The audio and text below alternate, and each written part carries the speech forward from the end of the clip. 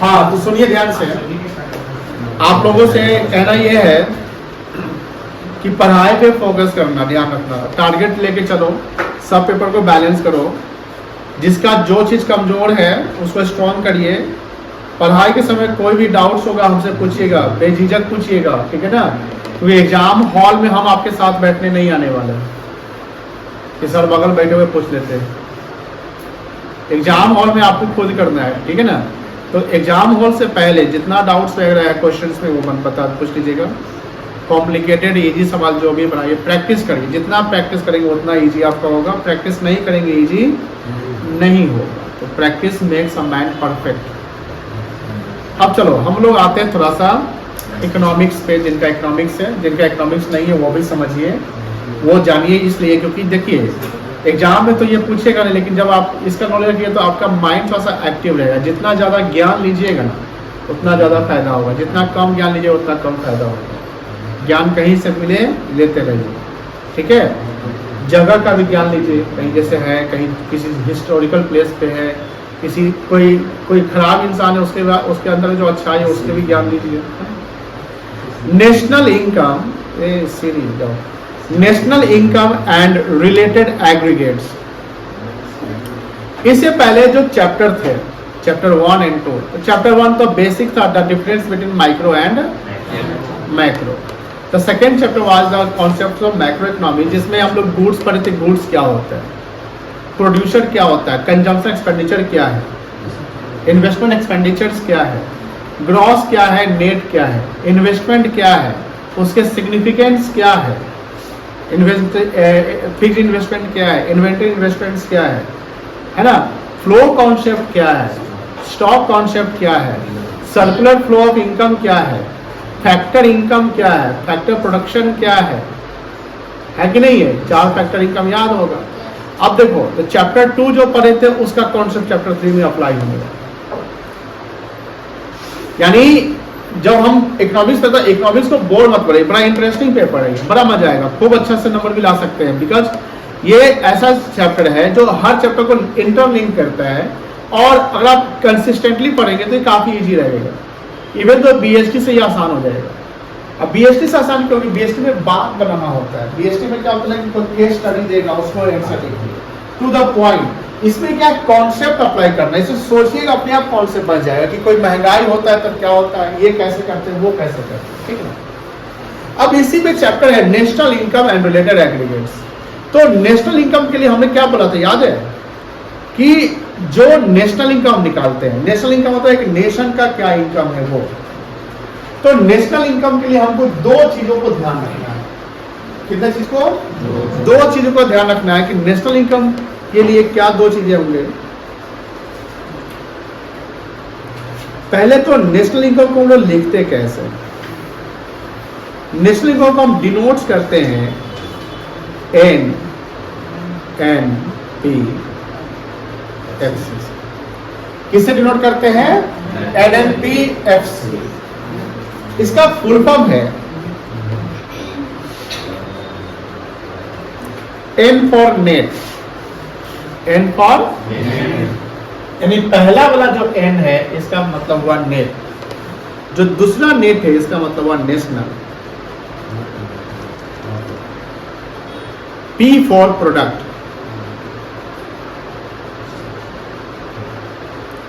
Eight, F for factor और C for cost. Net national product at factor cost, NNPFC। NNPFC net national product at factor cost. इसको हम national income बोलते हैं, मतलब national को denote करते हैं NNPFC से। अब इसमें हमने जो बोला था कि 2 चीज को ध्यान रखना है, वो 2 चीज क्या है? एक रेसिडेंट,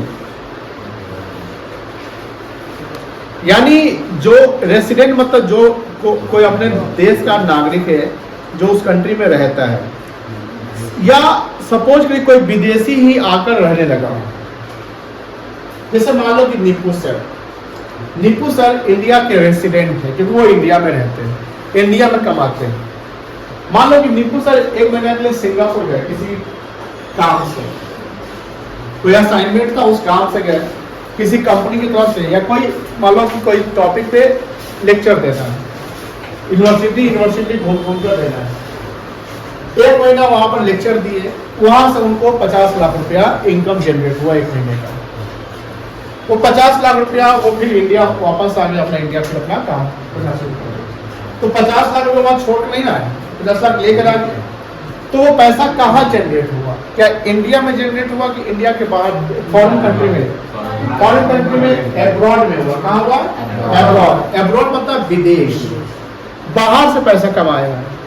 तो बाहर से पैसा हमने कमाया, पैसा कहाँ आया? इंडिया में आया। कमाने वाला कौन है? कमाने वाले नीपू सर है, वो कौन है? Resident Indian. रेसिडेंट का मतलब कि जो person who resides in his own country या he resides in the domestic territory of a country. किसी भी डोमेस्टिक टेरिटरी में आप रिसाइड करते हैं, जैसे इंडिया के लिए डोमेस्टिक टेरिटरी में जबरदस्त बताया होगा, उसमें आप रिसाइड्स करते हैं। रिसाइड मतलब रहते हैं, you will call resident. Akshay Kumar citizen of India, citizenship ले लिया इंडिया का, इससे पहले वो सिटीजनशिप नहीं लिया था। लेकिन अक्षय कुमार सिटीजनशिप नहीं लिया था, उसके बावजूद भी अक्षय कुमार रेसिडेंट इंडियन कहलाएगा। क्यों कहलाएगा? क्योंकि अक्षय कुमार कमाता है यहीं, रहता भी यहीं है। सिटीजनशिप है या नहीं है डजंट मैटर, आप रह कहाँ रहे हैं। जैसे मान लो कि जैसे क्रिकेटर है, बहुत क्रिकेटर है, जैसे ग्लेन मैक्सवेल क्रिकेटर है, बड़ा फेमस क्रिकेटर है, नाम सुने होंगे आप? सुने हैं ना? नहीं सुने हैं? कोई विदेशी के नाम सुने हैं? नहीं सुने हैं? एक नाम सुनिए, ग्लेन मैक्सवेल। ग्लेन मैक्सवेल की वाइफ इंडियन है ना? उसकी शादी इंडिया, लेकिन ससुराल उसका इंडिया हुआ, उसका अपना घर ऑस्ट्रेलिया में। अब मान लो कि ग्लेन मैक्सवेल वर्ल्ड कप पूरा खेला यहाँ, उसके बाद वो बोला कि हम बाहर में यही रहेंगे, ससुराल में रहेंगे, ससुराल में। उसका फिर आईपीएल शुरू हो गया ना, आईपीएल शुरू, वो रह गया। वो उसको ऑस्ट्रेलिया जाएगा, बोलते दूर अपने घर जाएंगे, 2 दिन फिर चलेंगे, परिवार वाला बच्चा यही देखेंगे, हमको इंडिया का संस्कृति अच्छा लगता है। ऐसा मान लीजिए बहुत फॉरेनर रहता है ना कि इंडिया रह जाते हैं। बनारस कभी जैसे हम गए तो पूरा विदेशी सब घूम रहा है, रह रहा है। बहुत सारे विदेशी अपना घर वहाँ खरीद के रख रहा है, डेरा लेके बनारस, बहुत सारी जगह पर। अब ग्लेन मैक्सवेल वाली की वो 6-7 महीना यही रहता है, इंडिया रहता है, 5 महीना बाहर जाता है। मतलब 5 महीना लगातार नहीं कि पहला 7 महीना रहेंगे फिर 5 महीना जाएंगे, ऐसा नहीं। जैसे गए फिर आ गए, फिर 2 महीना रहे, फिर गए 10-15 दिन, फिर आ गए, फिर रहे, फिर गए, फिर आ गए, ऐसे करता है। तो Glenn Maxwell citizen of India नहीं है, क्योंकि सिटीजनशिप उसको नहीं मिला, नागरिकता उसको नहीं मिला है, नागरिकता उसको ऑस्ट्रेलिया का मिला हुआ है। वो वोट यहां नहीं दे सकते, उसको पासपोर्ट या अगर उसको इंडिया में रहना तो उसको वीजा बनवाना पड़ता है। हमेशा वीजा को क्या करना पड़ेगा? एक्सटेंड करवाना पड़ेगा। वीजा जानते होंगे ना? बट वो इंडिया में मोस्टली रह रहा है, तो he will call resident. He will called resident, वही रेसिडेंट, यानी नेशनल इनकम के लिए रेसिडेंट होना जरूरी है, रेसिडेंट पर्सन होगा। और दूसरा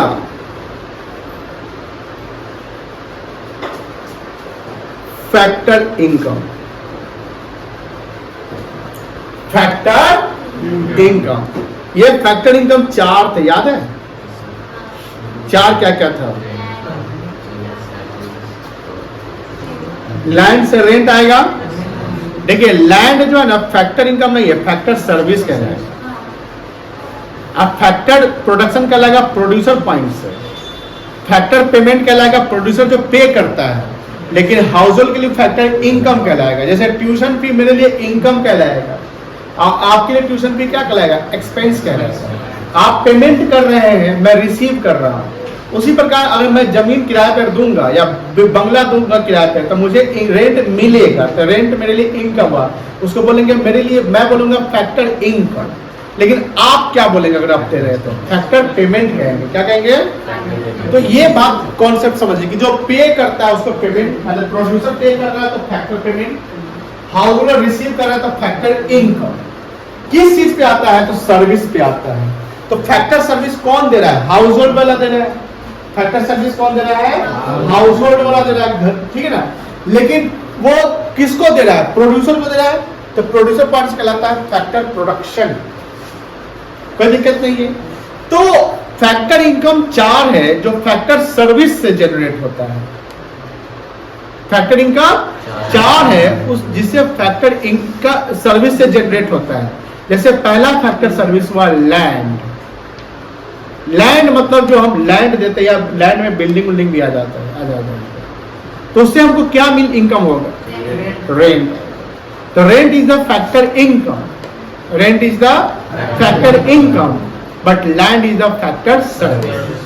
land is not the factor income. Land income थोड़ी है, लैंड तो हम सर्विस में दे रहे हैं कि भैया लैंड 5 साल 10 साल की लीज पर दे दी। लीज समझते ना, रेंट पे। तो रेंट हो गया तो पहला।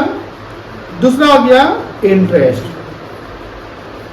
इंटरेस्ट मेरा इन्वेस्टमेंट पे आता है और investment is the factor service. हमने इन्वेस्ट कर रखा है, समझा रहे हैं? इन्वेस्टमेंट में कैपिटल भी आ जाता है आपका। हमने बिजनेस में इन्वेस्ट कर रखा है तो हम अपना आधी पैसा इन्वेस्ट कर रखे हैं तो उससे हमको इंटरेस्ट मिल रहा है। हम शेयर में लगाए हुए पैसे, म्यूचुअल फंड में लगाए हुए, बैंक में एफडी है, किसी को एडवांस लोन दिए हुए हैं, उससे हमको क्या मिलेगा? तो इंटरेस्ट, मान लो कि प्रिंसिपल अमाउंट मिलेगा। मान लो कि हमने 10 लाख रुपया बैंक इन्वेस्ट किया, 10 लाख का 10% इंटरेस्ट मुझे मिला 1 लाख रुपया। मुझे अगले साल पूरा 11 लाख मिल जाता है। मतलब मुझे पूरा अगले साल कितना मिला? तो मेरा इनकम कितना कहलाएगा? 1 लाख कहलाएगा, 11 लाख कहलाएगा? कितना कहलाएगा? 1 लाख कहलाएगा, 11 लाख नहीं कहलाएगा। 10 लाख तो आपका प्रिंसिपल पैसा, कैपिटल था ना बेटा। हम मान लो कि 50 लाख का बिल्डिंग खरीद के रेंट पे लगा दिए, हर साल हमको 5 लाख रुपया 10 रेंट आता है। तो रेंट जो आ रहा है वो इनकम है। 50 लाख रुपया वो मेरा इनकम, वो तो मेरा पूंजी है, वो मेरा इन्वेस्टमेंट है, वो मेरा बिल्डिंग का वैल्यू है। मेरी बात समझ आ रही है ना? तो इंटरेस्ट किस पे आएगा? कैपिटल पे, इन्वेस्टमेंट पे, जिसपे इंटरेस्ट। तो interest is the factor income, capital और investment is the factor service.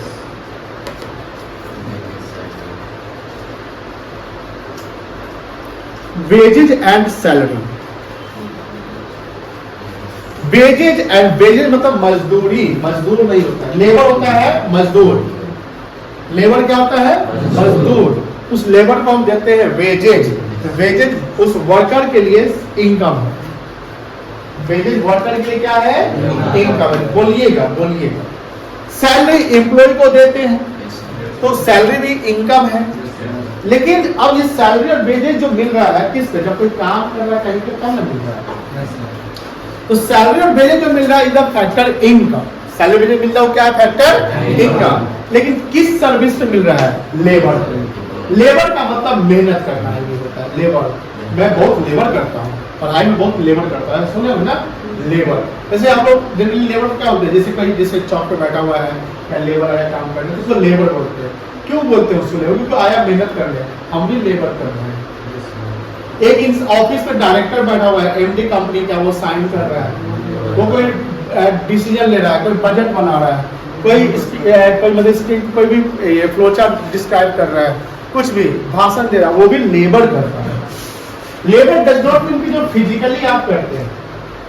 Labour does not mean कि आप सीमेंट गिट्टी बालू उठाते हैं, रिक्शा चलाते हैं, ऑटो चलाते हैं, तो वो लेबरशिप कहलाएगा। वही लेबरशिप नहीं कहलाता है। Every person who works either physically or mentally, every person who works either physically or mentally is labor। उसको मेहनत कहते हैं। अब लेकिन निपुण से मेहनत क्या करते हैं? बैठे रहते हैं, पढ़ा देते हैं, बोल देते हैं, पैसा ले लेते हैं। क्या क्या कोई आया कंपनी का एमडी, उसका पैकेज है 10 करोड़ का, और क्या है? अरे आता है सेठ साहब, मर्सिडीज से आता है 11 बजे, 1.5 घंटा साइन करता है, 2-4 जगह घूम लेता है, निकल जाता है, फिर दूसरी जगह वो फॉरेन ट्रिप पे निकल जाता है, वो कंपनी के डेलीगेशन पे, वो कंपनी की मीटिंग पे उठाता है करोड़। हम लोग एगो कंपनी में ही पड़ल रहते हैं। तो जो लोअर लेवल का वो यही सोचता होगा ऊपर वाले के लिए, लेकिन जितने अपर लेवल पे जाएगा उतना आपका लाइफस्टाइल वो चेंज हो जाएगा। कंपनी आपका लाइफस्टाइल चेंज कर देगा। कैसे चेंज करेगा? आप कंपनी में टॉप लेवल पे है, आप अपना माइंड चला रहे हैं कि कहाँ कंपनी का कॉस्ट कम करना है। कंपनी का कॉस्ट कम करेंगे तो प्रॉफिट क्या होगा, और उसमें आपका रोल ज्यादा है तो कंपनी खुश, गब्बर खुश हुआ। अब कंपनी अगर खुश होगी तो कंपनी बोलेगी चलो अरे एक कंपनी का ब्रांच नया सिंगापुर में है, जाइए वहां पर थोड़ा सा समझ देख लीजिएगा, चलेंगे वहां पर। अब कैसे जाइएगा, आपको ट्रेन का टिकट, ट्रेन फ्लाइट का टिकट नहीं कटवाना, आपको अपने पॉकेट से नहीं, कंपनी के पैसा से जाइए 5 स्टार होटल में आराम से। क्या करना है, सिर्फ ये यूज करना है। आपके घर से कार सीधे एयरपोर्ट, वीजा पासपोर्ट तो रहेगा, वीजा बना लीजिए, चलो सप्ताह भर कर लीजिए, वहां गए पूरा लाइफ स्टाइल, फिर चले आए। ये भी लेबर ही है, समझ गए लेबर। तो रेंट, इंटरेस्ट, वेज, सैलरी, और चौथा क्या है, प्रॉफिट। एंटरप्रेन्योर स्किल, यानी एक प्रोप्राइटरशिप बिजनेस में एक प्रोप्राइटर बिजनेस कर रहा है, इनोवेटिव आइडिया लगा रहा है, प्रॉफिट कमा रहा है ना, और प्रॉफिट कमा के घर लाएगा, हाउस होल्ड सेक्टर का इनकम होगा। क्योंकि कंपनी और कंपनी के डायरेक्टर या एमडी या बिजनेस और प्रोप्राइटर बोथ आर सेपरेट होते हैं। तो पढ़े होंगे बिजनेस एंटिटी कॉन्सेप्ट। मालिक जो है वो हाउस होल्ड सेक्टर का होगा, उसका जो बिजनेस है वो प्रोड्यूसर सेक्टर का होगा। एकेडमी ऑफ कॉमर्स प्रोड्यूसर हो गया, एकेडमी ऑफ कॉमर्स का जो डायरेक्टर है वो हाउस होल्ड हो गया, क्योंकि यहां कमा रहा है, मेहनत कर रहा है, सैलरी कमा रहा है, समझ गए ना। तो प्रोड्यूसर सेक्टर समझिए, जो ऑर्गेनाइजेशन है वो प्रोड्यूसर सेक्टर हुआ, लेकिन जो पर्सन जो घर के लिए या हाउस होल्ड के लिए वो हाउस होल्ड में आ रहे हैं। तो ये 4 फैक्टर इनकम। अब हम लोग बोले कि नेशनल इनकम के लिए 2 वर्ड याद रखेंगे, एक रेसिडेंट और एक फैक्टर इनकम। अब नेशनल इनकम का डेफिनेशन क्या है ये समझिए। दी सम टोटल, सम मतलब क्या होता है, सम, सबका सम टोटल ऑफ फैक्टर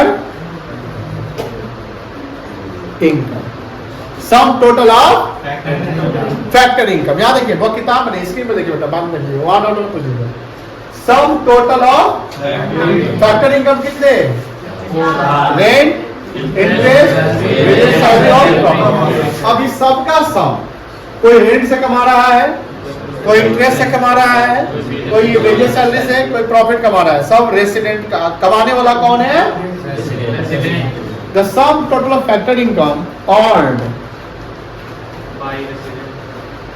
अब ये वर्ड है earned, क्या है, बस पैसों में रहता है, वो कमाते हैं।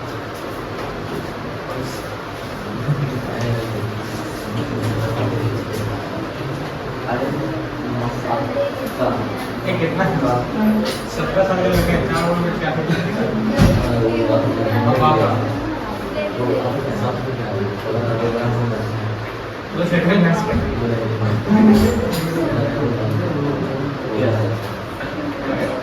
अच्छी लगे,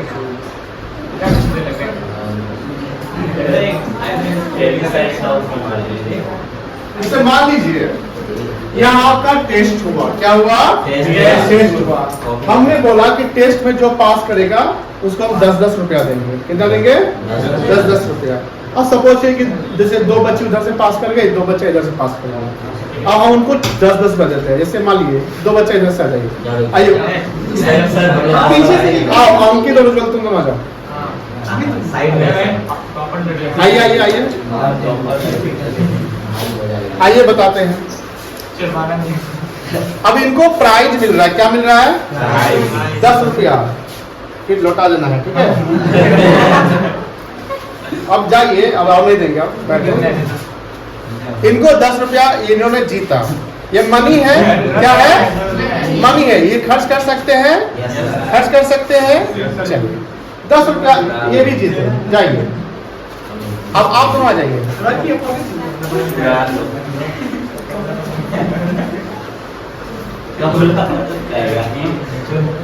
ये इन्होंने भी 10 रुपया जीता, जाइए।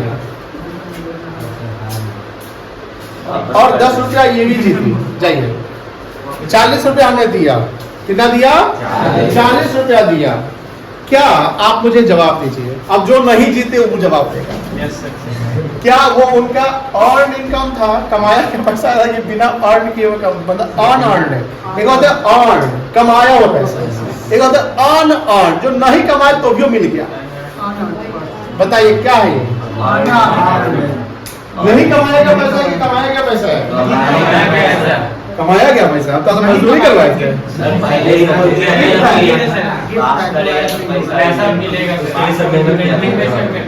कितने लोग पक्ष में है कमाए गए पैसे में? अब वो कमाया गया पैसा मानते हैं ना। कितने लोग पक्ष में है कि नहीं कमाया गया पैसा है? ये 3 बच्चे, उधर से उज्जवल, अंकित और जो पक्ष में है कमाया गया पैसा है वो सब गलत है। कथी के कमाया गया पैसा है? सब गलत है। ये तो जीता ये क्या है? आपका एक प्राइज है, टेस्ट टाइप का है, स्कॉलरशिप टाइप का है। ये अनअर्न्ड है। ये क्या है? अनअर्न्ड है।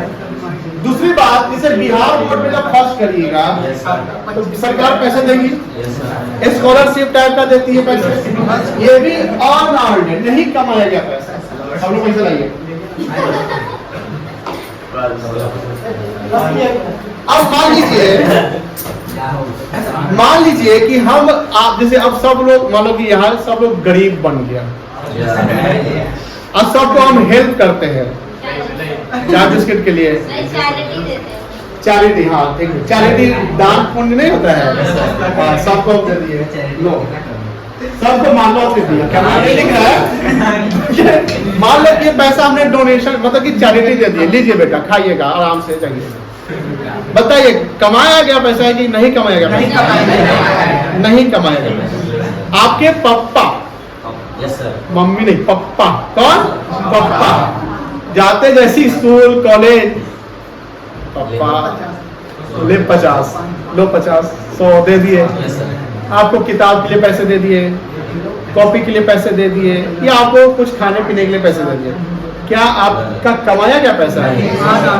तो बोलेगा ना सर, सुबह में झाड़ू नहीं लगाते हैं ना तो नहीं देते पापा, तो साफ करके पैर दबाएगी तब ये पैसा देंगे। तो मेहनत तो करते हैं, कमाते हैं ना, ऐसा नहीं है।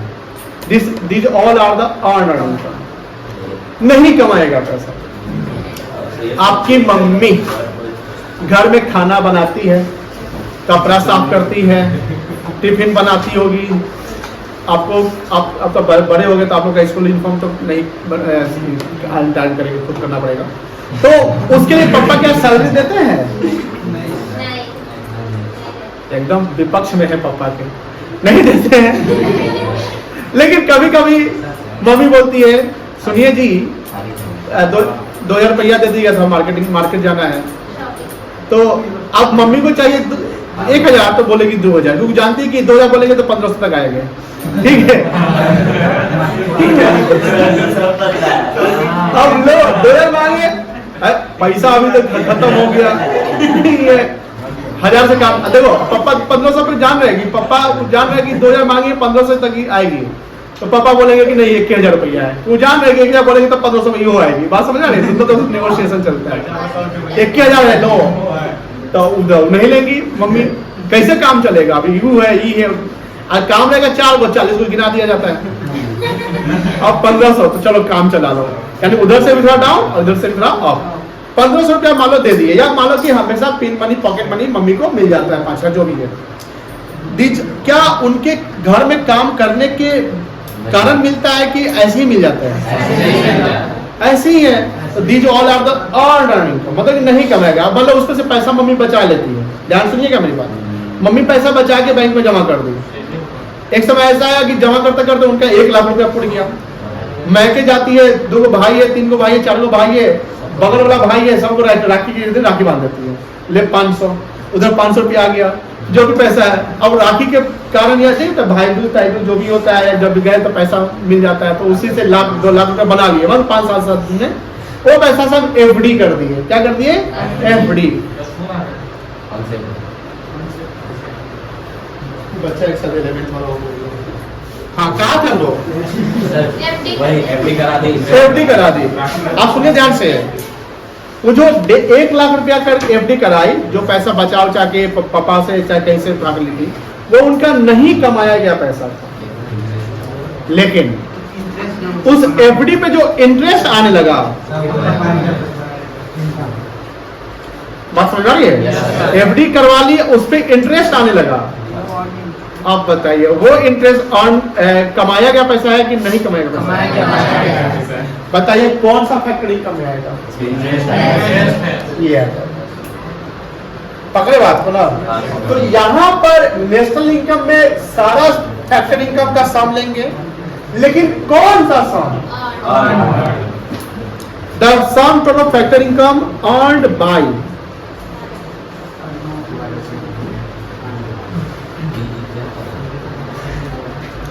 normal resident of a country during the accounting year within the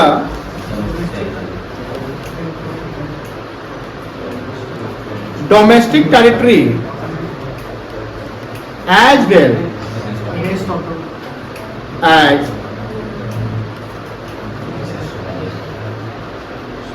from